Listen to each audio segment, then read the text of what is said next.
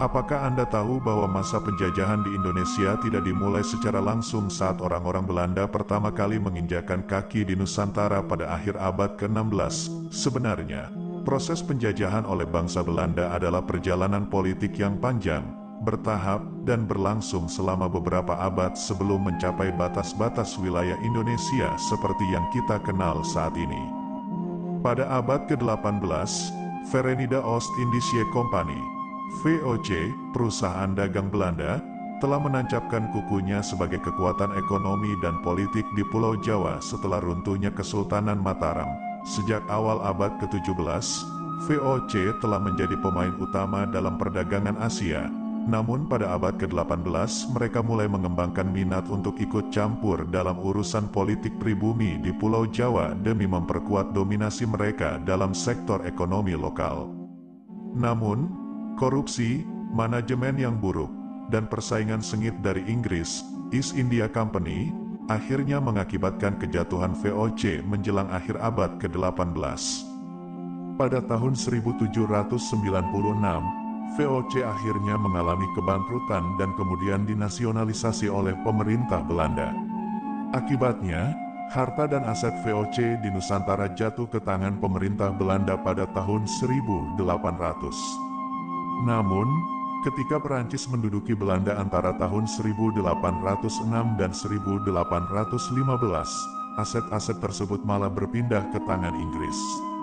Setelah kekalahan Napoleon di pertempuran Waterloo, diputuskan bahwa sebagian besar wilayah Nusantara akan kembali ke tangan Belanda.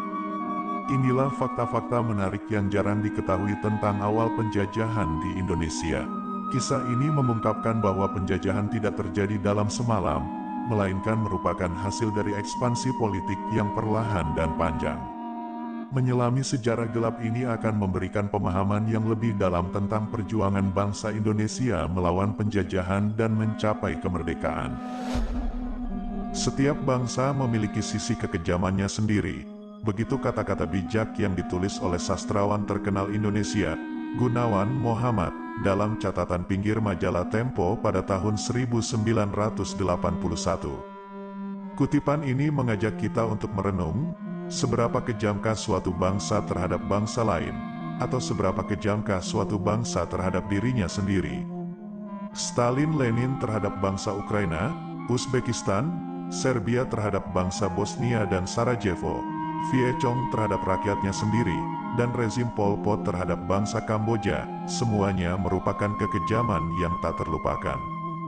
Namun, tak dapat kita lupakan juga kekejaman yang dilakukan oleh Belanda selama 3,5 abad, terutama ketika Van der Alen memimpin Komandan Marechaussee di Aceh, Marsose, dan melakukan serangan-serangan ke Tanah Gayo, Alas, dan Batak.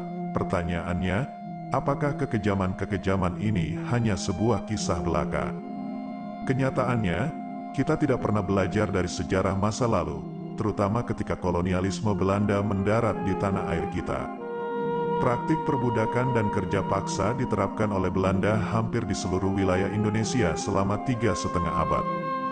Bentuk-bentuk perbudakan ini dikenal dengan sebutan sistem kerja paksa, rodi, tanam paksa, culture stelsel, dan landrente, sewa tanah. Semua sistem ini dijalankan oleh Belanda sebagai cara untuk memperkaya diri dengan memeras bangsa terjajah. Kekejaman perbudakan Belanda tersebut tidak akan terhapus dengan dilaksanakannya politik balas budi. Meskipun melalui politik etis, kita mulai menyadari pentingnya kebebasan untuk mendapatkan hak-hak asasi kita yang selama ini dirampas oleh penjajah Belanda.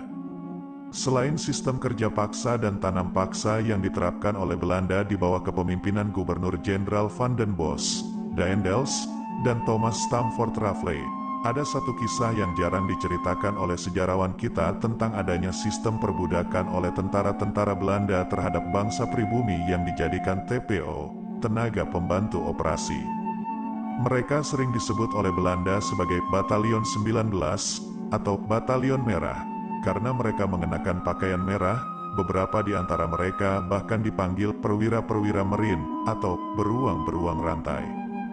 Kehadiran pekerja paksa ini menjadi masalah besar di Belanda saat itu ketika surat kabar New Rotterdamse Courant, yang dimiliki oleh seorang sosialis Belanda, menerbitkan laporan tentang beruang-beruang rantai pada Januari tahun 1938.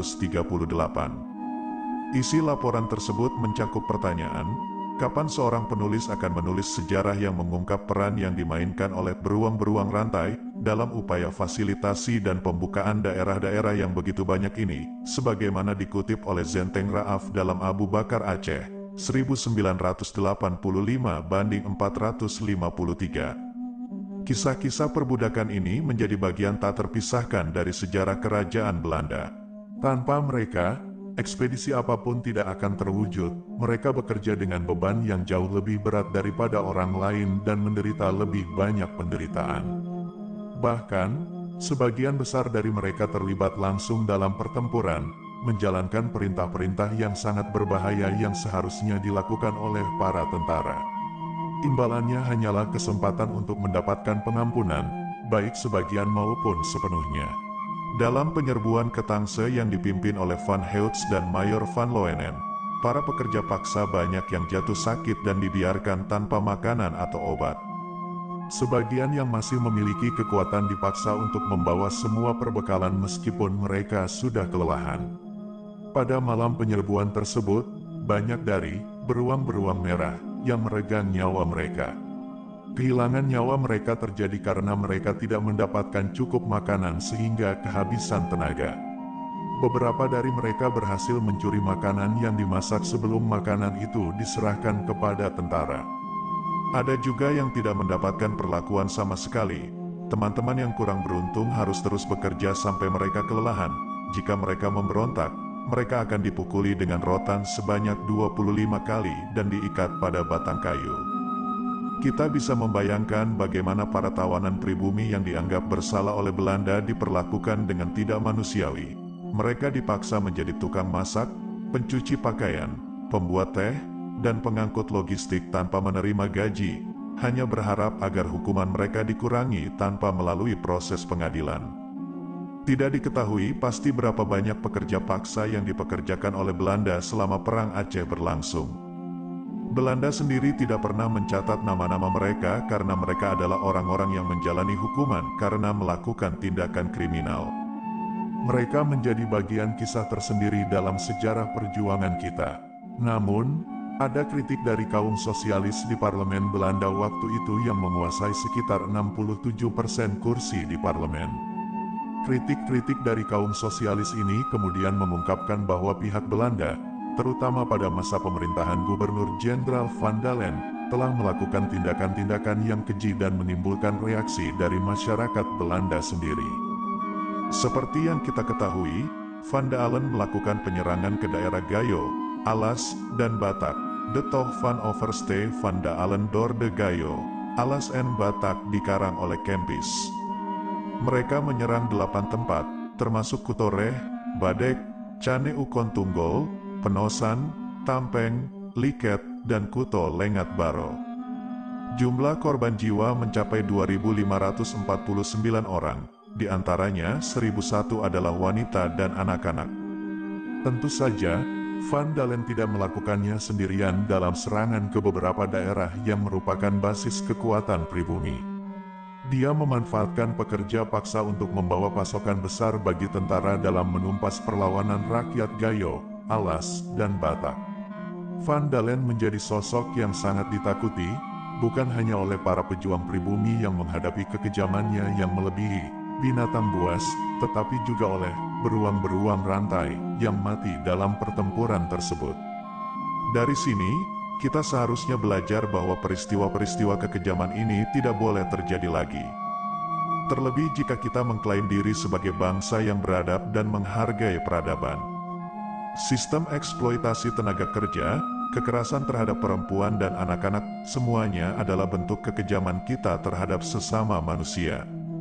Gunawan Muhammad, seorang penyair terkenal, mengingatkan kita bahwa setiap bangsa memiliki sisi kekejamannya sendiri. Artinya, kita tidak perlu menyangkal atau berlaga suci.